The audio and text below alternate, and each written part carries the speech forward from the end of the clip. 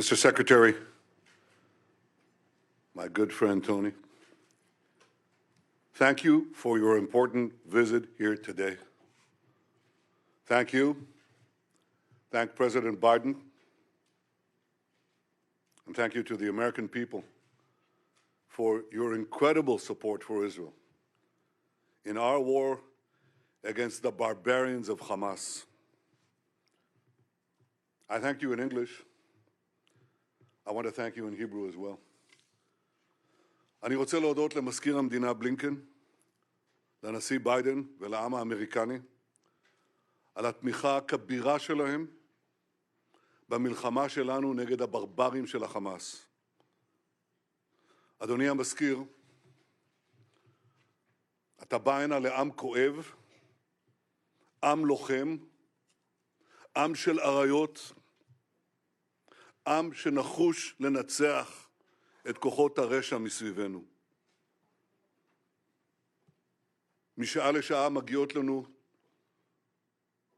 אנחנו שומעים על סיפורי הזוועה ועל סיפורי הגבורה. סיפורי הזוועה אומרים הכל עליהם, וסיפורי הגבורה אומרים הכל עלינו.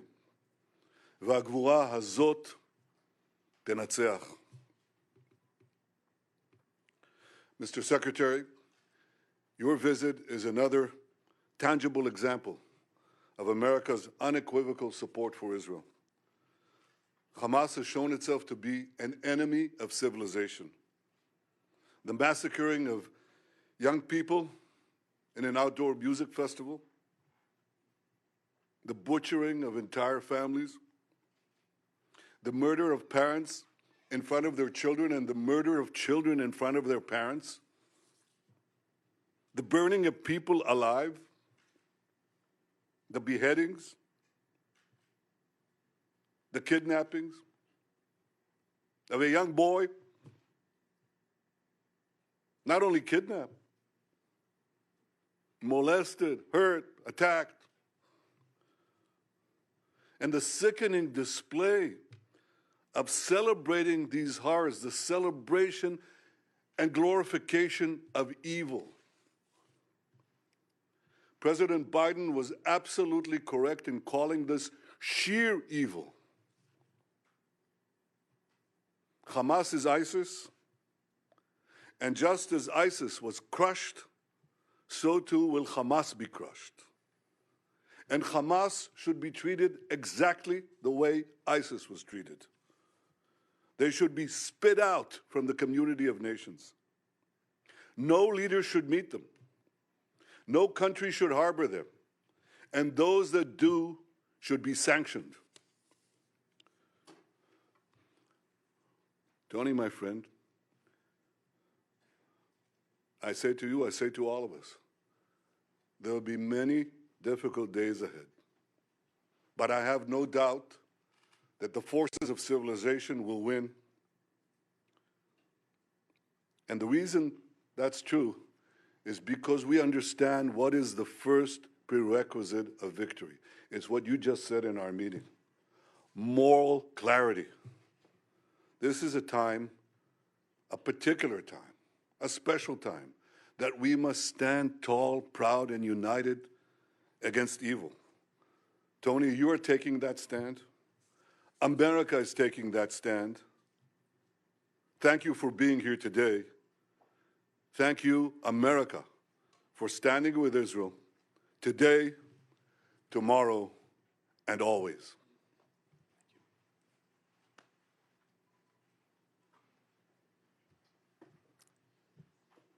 Mr. Prime Minister, I'm grateful to be back in Israel in this incredibly difficult moment for this nation, but in fact, for the entire world. If you'll permit me, personal aside, I come before you not only as the United States Secretary of State, but also as a Jew. My grandfather, Maurice Blinken, fled pogroms in Russia.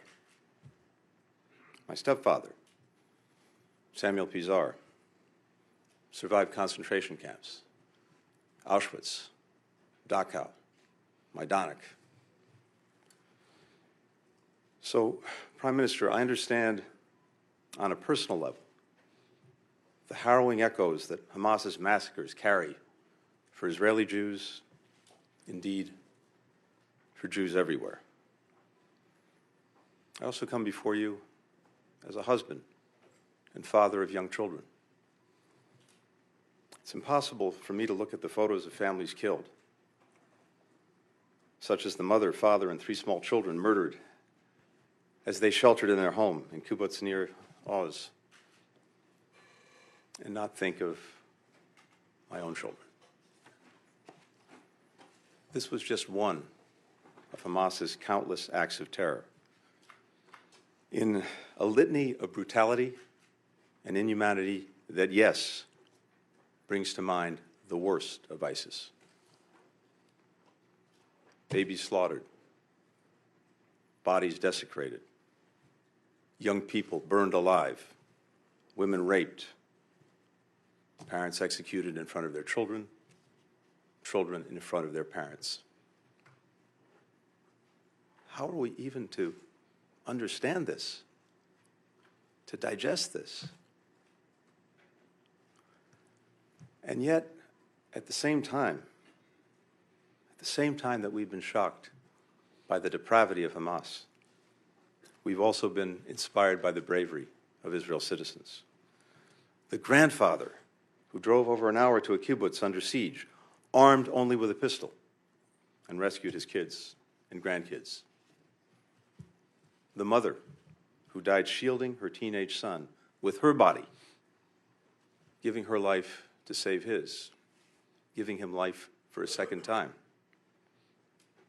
The volunteer security teams on the kibbutzes who swiftly rallied to defend their friends and neighbors despite being heavily outnumbered.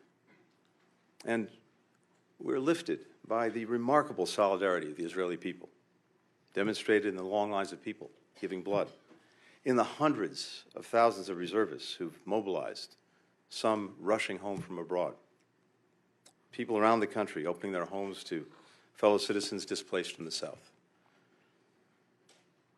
The people of Israel have long and rightly prided themselves on their self-reliance, on their ability to defend themselves, even when the odds are stacked against them. The message that I bring to Israel is this: you may be strong enough on your own to defend yourself, but as long as America exists, you will never ever have to. We will always be there by your side. That's the message that President Biden delivered to the Prime Minister from the moment this crisis began. It's the message that I and my other colleagues in the government have delivered to our Israeli counterparts on a daily, even an hourly basis.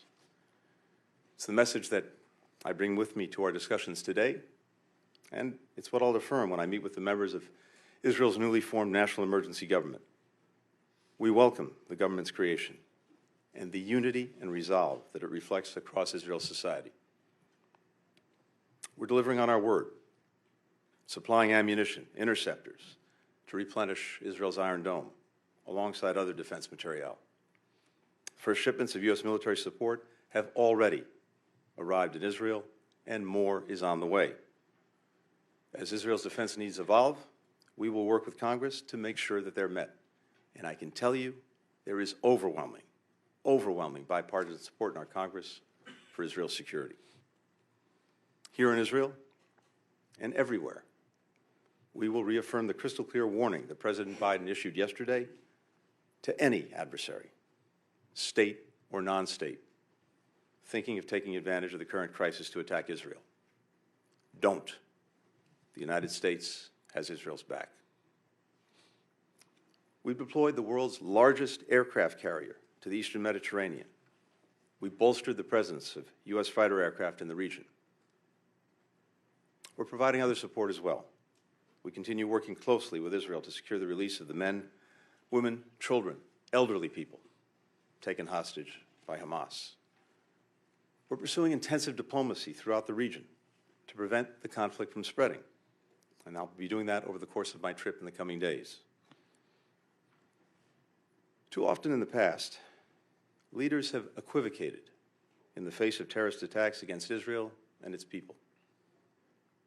That's why we've been adamant with all countries in the wake of these attacks. There is no excuse.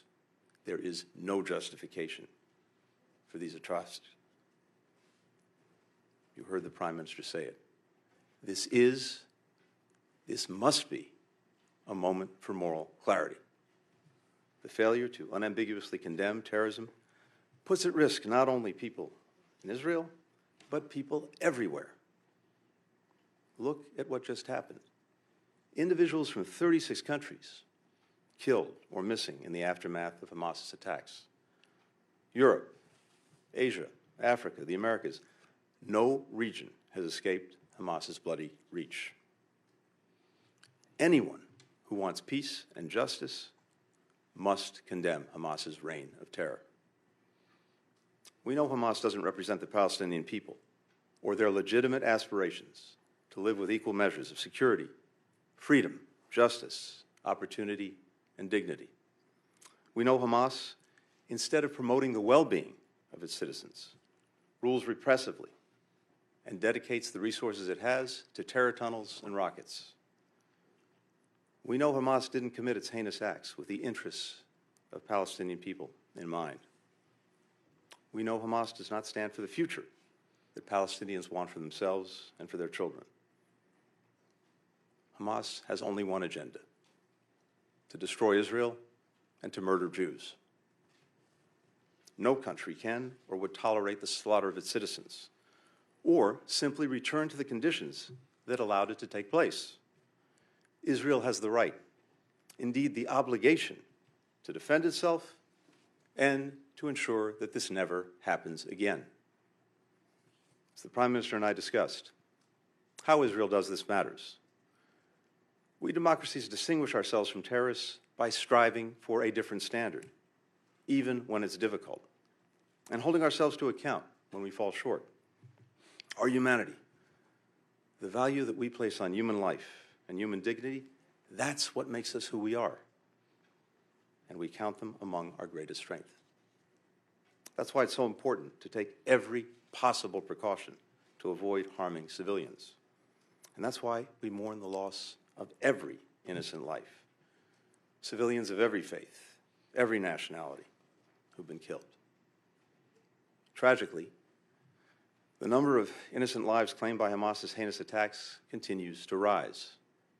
Among those, we now know that at least 25 American citizens were killed. We joined families in Israel, in the United States, around the world, in mourning their immeasurable loss. Nearly 15 years ago, my stepfather, who I alluded to earlier, Samuel Pizar, came here to Yad Vashem to perform the mourner's prayer that he wrote to accompany Leonard Bernstein's Third Symphony, Kaddish. Reflecting on the unspeakable horrors that he'd endured as a boy in the Nazi concentration camps, he wrote that man, though created in your image and endowed with the freedom to choose between good and evil, remains capable of the worst as of the best, of hatred as of love, of madness as of genius. In this moment, where evil, hatred, and madness have once more taken so many innocent lives, we must stand together, resolved to confront what is worst among humanity with what is best. We must provide an alternative to the vision of violence and fear, nihilism and terror presented by Hamas. That is what the United States will do, standing with Israel, working together with its people, and all those in this region who remain committed to the vision of a more peaceful, a more integrated, a more secure, a more prosperous Middle East. Thank you very much.